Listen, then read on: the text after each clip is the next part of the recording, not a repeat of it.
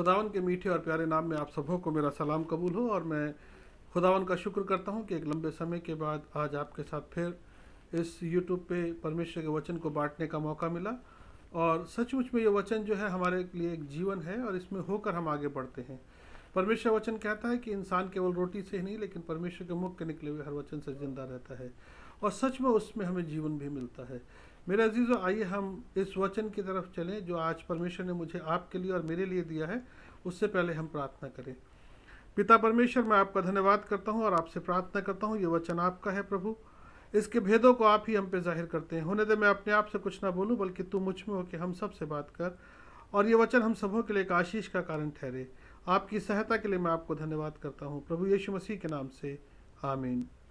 मेरे अजीजों, जैसे कि आज की तारीख में हम देखते हैं कि जो कोविड की बीमारी है पिछले 5 महीने से इसने पूरी दुनिया को अपनी चपेट में लिया हुआ है। और आज हम देखते हैं कि हमारे देश के अंदर ये बहुत तेज़ी से फैल रही है और आज हमारा देश सेकंड नंबर पे आ गया है। ब्राज़ील भी हमारे से पीछे हो गया और हमारे यहाँ अब 1 लाख केस रोज आ रहे हैं। दिल्ली में जैसे पहले बेहतर था, अब हालात और बिगड़ रहे हैं। और इस दौरान में जब लोग थोड़े से नॉर्मल हुए थे, थोड़े से आराम से जीना शुरू किया था, अब वो एक डर और भय का माहौल फिर से आ गया है। और ऐसे दौरान में हम एक बात समझ सकते हैं कि ये अंत के दिन है और प्रभु यीशु मसीह ने कहा अंत के दिनों में सब कुछ होगा। और इसका सबसे बड़ा एक रीज़न एक है कि परमेश्वर चाहता है कि इंसान अपने बुरे कामों से, अपनी बुराई से फिरे और खुदावन के हजूर जाए और वो पश्चाताप करे और एक अनंत जीवन के लिए अपने जीवन को जिए। क्योंकि खुदावन यीशु मसीह इस दुनिया में मेरे और आपके पापों के लिए आए। उन्होंने उस सलीब पर अपनी जान दी और उसने कहा, मार्ग, सत्य और जीवन मैं हूँ और मेरे बिना कोई खुदा के पास नहीं जा सकता। तो हमें मालूम है कि मार्ग क्या है, हमें मालूम है सत्य क्या है। लेकिन आज मैं आपसे एक ऐसी मेडिसिन की बात करने वाला हूँ, एक ऐसी औषधि की, एक ऐसी दवा की बात करने वाला हूँ जो बहुत पहले खुदा ने हमें दी थी, लेकिन उस मेडिसिन की बात बहुत कम होती है। आज जब हम देखते हैं तो कोविड के लिए वैक्सीन निकाली की बात होती है, या आज हम देखते हैं कि डॉक्टर्स जगह जगह इस बात को कहते हैं कि भाई आपको अपनी इम्यूनिटी स्ट्रांग करनी है, आपके अंदर जो है रोग प्रतिरोध क्षमता होनी चाहिए ताकि आप उस वायरस से लड़ सकें। उसके लिए कहीं विटामिन सी, विटामिन डी और बहुत तरह की चीज़ें हैं, बहुत तरह का फूड है, एक्सरसाइजेज हैं जो हमें सिखाई जाती हैं। लेकिन मेरे अजीज़ों, हम एक बात को समझना ज़रूरी है कि परमेश्वर का वचन हमें क्या बात कहना चाहता है। परमेश्वर वचन हमें क्या, कौन सी मेडिसिन की बात करता है। परमेश्वर वचन हमें क्या बात सिखाना चाहता है। जैसे कि मैंने आपसे कहा कि परमेश्वर वचन में एक बहुत बेस्ट मेडिसिन के लिए लिखा, और वो मेडिसिन जो है वो यहाँ पे आपको मिलेगी। प्रोवर्स, नीति वचन जिसे हम कहते हैं, इंग्लिश में प्रोवर्स, नीति वचन, और उर्दू में अमसाल की किताब। यहाँ पे लिखा है 17 अध्याय उसकी 22 आयत के अंदर लिखा है, मन का आनंद अच्छी औषधि है परंतु मन के टूटने से हड्डियां सूख जाती हैं। यहाँ बहुत साफ शब्दों में लिखा मन का आनंद, दिल का आनंद जो है, दिल के अंदर जो खुशी है, दिल का जो आनंद है, वो बेस्ट मेडिसिन है। लिखा बहुत अच्छी औषधि है, एक बेस्ट मेडिसिन है। और वो आनंद कहाँ से और किस तरह से हमें मिलता है? वो आनंद हम जब अपने परमेश्वर यहोवा पर भरोसा रखते हैं, जब हम अपने खुदा यीशु मसीह पर भरोसा रखते हैं, तब वो आनंद मिलता है।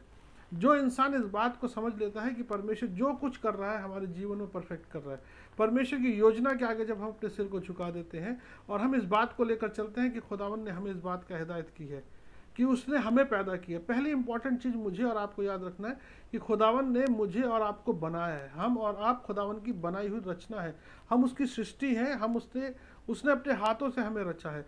अगर उसने हमें अपने हाथों से रचा तो इसलिए तो नहीं रचा कि हम नाश हो जाए, इसलिए नहीं रचा कि हम बर्बाद हो जाएं। हम माता पिता होने के बाद जब हमारे बच्चे होते हैं तो हम में से कोई माता पिता ये नहीं चाहता कि हमारे बच्चे जो हैं वो बुरी रास्ते पर जाएं या बर्बाद हो जाएं या गलत रास्ते पर चलें। लेकिन सम टाइम बच्चे जो हैं वो जब उनको डांटा जाए, उनको समझाया जाए, या उनको एक आधा थप्पड़ लगाया जाए या किसी तरह की पनिश की जाए तो वो बुरा मानते हैं। वो नहीं समझ पाते कि माता पिता क्या करना चाहते हैं।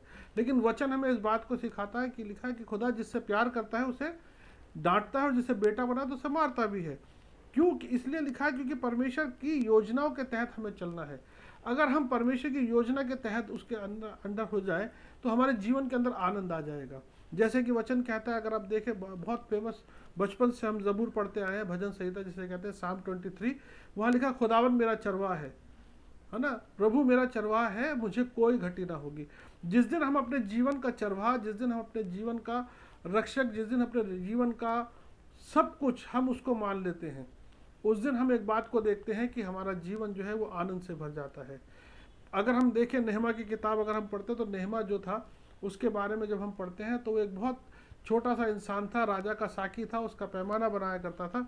जब उसने देखा कि यरूशलेम की दीवारें जो है उसकी शहर पर टूटी हुई है, वो बहुत दुखी हुआ, उससे दुआ करी, और दुआ करके जब वो राजा के पास गया तो राजा ने उसकी सहायता करी, उसने यरूशलेम की हैकल को, उस दीवारों को बनाया। क्यों बनाया? क्योंकि वो एक बात कहता था कि प्रभु का आनंद ही मेरा बल है। और यहां परमेश्वर वचन क्या कहता है? मन का आनंद बेस्ट मेडिसिन है। देखा, मन का आनंद जो है, मन का आनंद जो है अच्छी औषधि है, एक बेस्ट मेडिसिन है। आप अगर कहीं जाएं, किसी साइकोलॉजिस्ट के पास जाएं, या आप किसी काउंसलर के पास जाएं, या आप किसी मनोवैज्ञानिक के पास जाएं, चिकित्सक के पास जाएं, तो आपको एक चीज़ बताते हैं कि आपके मन में आनंद होना चाहिए, आपके विचारों में। अगर हमारे मन और आनंद और में विचारों में डर होगा तो आप समझ लीजिए हमारी इम्यूनिटी स्ट्रांग नहीं होगी, बल्कि डाउन हो जाएगी। लेकिन अगर आप अंदर से खुश होंगे, आप अंदर से आनंदित होंगे, तब आपके जीवन के अंदर आप देखेंगे कि इम्यूनिटी जो है वो स्ट्रांग हो जाएगी, और आप इस फाइट से क्या, हर परेशानी से, हर चीज़ से लड़ सकते हैं। खुदावंद यीशु मसीह बहुत साफ शब्दों में कहते हैं मत्ती की इंजील 11 अध्याय के अंदर कि ऐसा बोझ से दबे लोगों मेरे पास आओ, मैं तुम्हें आराम दूंगा। मेरा जुआ अपने ऊपर उठा लो, क्योंकि उसका बोझ सहज और हल्का है। तब तुम अपने मनों और अपने विचारों में शांति पाओगे। वहाँ खुदावंद यीशु मसीह क्या करें? वहाँ ये नहीं कह रहे कि हम दुनिया में आए कि हम घर बैठ जाएंगे, खुदावंद यीशु मसीह हमें घर बैठे बैठे रोटी दे देंगे, या घर बैठे बैठे सारा काम। लेकिन वो क्या कह रहे हैं? आपकी जो रिस्पॉन्सिबिलिटीज़ हैं, मुझे जो जिम्मेदारी मिली है, आपको जो जिम्मेदारी मिली है, उनको हमें पूरा करना है। लेकिन हमें अपने बोझ को, अपनी परेशानी को, आज चाहे ये कोविड की है, चाहे आज मेरी जॉब चली गई है, चाहे आज मेरे घर में किसी तरह की तकलीफ है, कोई बीमारी है, कुछ भी है, मैंने अपने बोझ को क्या करना है? अपने खुदावंद यीशु मसीह को दे देना है। और जब मैं खुदावंद यीशु मसीह को दे दूंगा तो लिखा है कि उसका रिवर्स क्या होगा? उसका रिवर्स ये होगा कि मुझे परमेश्वर में, और लेकिन उसमें एक काम हमें क्या करना है कि हमें लोगों को परमेश्वर के बारे में बताना है, लोगों को यीशु मसीह के उस आनंद के बारे में बताना है। जब हम अपनी जिम्मेदारी उसको देंगे और उसकी जिम्मेदारी ले लेंगे, तब लिखा है हमारे मन और हमारे विचारों में शांति होगी। जहाँ शांति होगी वहाँ आनंद होगा, जहाँ आनंद होगा वहाँ आपकी इम्यूनिटी स्ट्रांग हो जाएगी। लेकिन यहाँ लिखा है कि मन के टूटने से क्या है? हमारी हड्डियाँ। जब आप देखिए, जब आप बहुत डिप्रेस होते हैं, जब आपके अंदर आनंद नहीं होता, जब आपके अंदर खुशी नहीं होती, तब आप देखते हैं आपकी शरीर जो है वो टूटने लगता है, आपके शरीर में दर्द होने लगता है, आप बीमारियों में ग्रस्त हो जाते हैं। लेकिन वचन हमें इस बात की अकल देता है, वचन हमें इस बात की समझ जाता है कि प्रभु का आनंद जो है वो हमारा बल है, और मन का आनंद बेस्ट मेडिसिन है। इसलिए हमें इस बात को समझना। अगर हम फिलिप्पी की किताब 4 अध्याय देखें तो उसकी 4 आयत के अंदर लिखा है, प्रभु में सदा आनंदित रहो। मैं फिर कहता हूँ, आनंदित रहो, क्योंकि प्रभु निकट है, और किसी भी बात की चिंता मत करो। क्यों कहा जा रहा है? इसलिए क्योंकि आपको आनंदित रहना है, आपको मगन रहना है। ये कोविड की बीमारी हो या कैसी बीमारी हो, कोई भी चीज़ हो, आपके खुदा से, आपके प्रभु से बढ़कर नहीं है, बल्कि हमें अपने कामों में बढ़ना है। लोगों को, हमें आज लोगों को बचाना है, लोगों के लिए आशीष का कारण ठहरना है। बल्कि हमें इस बात को समझ लेना है कि हमारे प्रभु के हाथ में सारी परेशानियां हैं। अगर हम इस सारे बीमारी को देखें, सारी चीज़ों को देखें, जब हम अपने देश के अंदर देखते हैं कि फरवरी में पता चला, मार्च में लॉकडाउन हुआ, और देखते देखते देखते पूरी दुनिया में ये बीमारी फैल गई, तो परमेश्वर ने इसको फैलने दिया, तो परमेश्वर इसे कुछ दिन में रोक भी सकता है। परमेश्वर के हाथ में सब कुछ है। लेकिन सबसे इंपॉर्टेंट बात क्या है? मेरा और आपका मन आनंदित होना चाहिए। और मेरा और आपका मन कब आनंदित होगा? जब हम अपने परमेश्वर यहोवा पर भरोसा रखेंगे, जब हम इस बात को कहेंगे कि यहोवा मेरा चरवाहा है, मुझे कोई घटी ना होगी। तब वो, जैसे राजा दाऊद कहता है, चाहे मैं मौत की वादी से होकर गुजरूं तो भी हानि से न डरूंगा, क्योंकि तू मेरे साथ है। चाहे ये बीमारी हो, चाहे हमारा काम हो, चाहे हमारी नौकरी हो, चाहे हमारा कुछ हो, अगर हम अपने जीवन को देखते हैं तो खुदावन हमारे साथ साथ चलता है, वो हमारी हिफाजत करता है, वो हमारे को उस मौत के बिस्तर से निकालता है और हमेशा की ज़िंदगी के अंदर लेकर जाता है। इसलिए आज मैं आपको एक बात के लिए मोटिवेट करना चाहता हूँ कि आप अपने कॉन्सेंट्रेट को, अपनी निगाह को अपने खुदावन पे लगा दीजिए।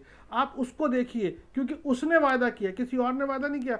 उसने कहा, ना मैं तुझे छोड़ूंगा, ना मैं तुझे त्यागूंगा। जब हम विश्वास में मजबूत होते हैं, हम सब विश्वास करते हैं, ये मेरा मानना है, हम सब विश्वास करते हैं, लेकिन कभी कभी हमारा विश्वास कमज़ोर होता है। हमें उस विश्वास को बढ़ाने का तरीका क्या है? सबसे ज़रूरी क्वेश्चन आता है, उस विश्वास को बढ़ाने का तरीका क्या है?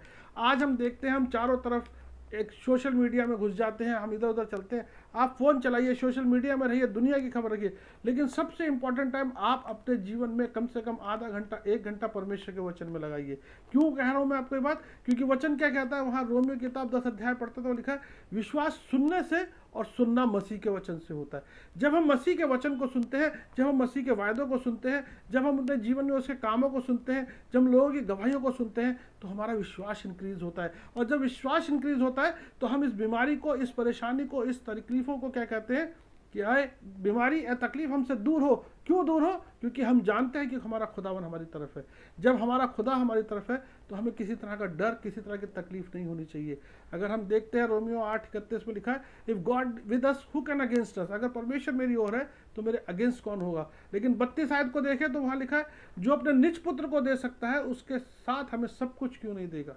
जिसने अपने बेटे को, खुदावंद यीशु मसीह को, इस दुनिया में मेरे गुनाहों की खातिर, आपके गुनाहों की खातिर भेजा और वो हमेशा की जिंदगी हमें दी, तो आज वो हमारी दुनियावी जरूरतें पूरी क्यों नहीं करेगा। इसलिए यीशु मसीह ने कहा कि आकाश के परिंदों को देखो, वो ना बोते हैं ना काटते हैं, लेकिन तुम्हारा स्वर्गीय पिता उन्हें खिलाता है।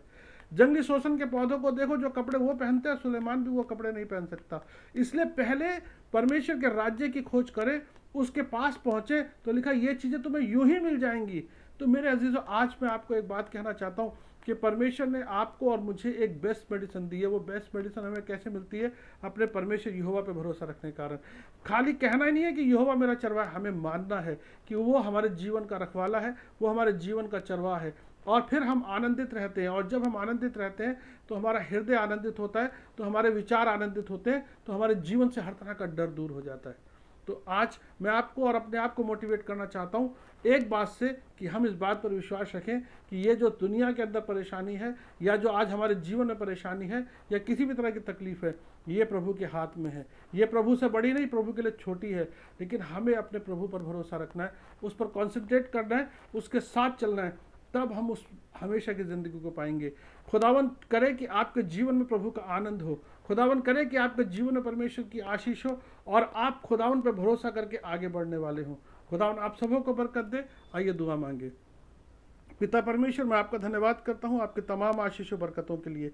हाँ खुदावन, कई बार हम डरते हैं, कमज़ोर होते हैं और घबरा जाते हैं इन बीमारियों में, इस परेशानी में, लेकिन खुदावन हम इस बात को जानते हैं कि जब आप हमारे साथ हैं तो हमें डर किस बात का, हम क्यों घबराएं, क्योंकि आप हमारे साथ हैं। आपने कहा है, बोझ से दबे लोगों मेरे पास आओ, मैं तुम्हें आराम दूंगा।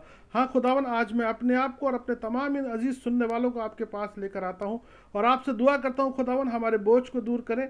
खुदावन, मैं आज आपसे दुआ करता हूँ कि हमारे अविश्वास का उपचार करें, ताकि हमारे अंदर वो आनंद आ जाए और हम उस आनंद में होकर प्रभु आपके साथ चलें, और इस कमज़ोरी को, इस बीमारी को जीत कर प्रभु आपके नाम की महिमा का कारण ठहरे। एक बार फिर प्रभु, अपने तमाम अजीज सुनने वालों के जीवन पर आपकी आशीष, आपकी बरकत चाहता हूँ, उनके घर, उनके जीवन में आपकी सुरक्षा हमेशा बनी रहे। खुदावन यीशु मसीह के नाम से आमीन। Thank you so much. May God bless you each and everyone. Thank you.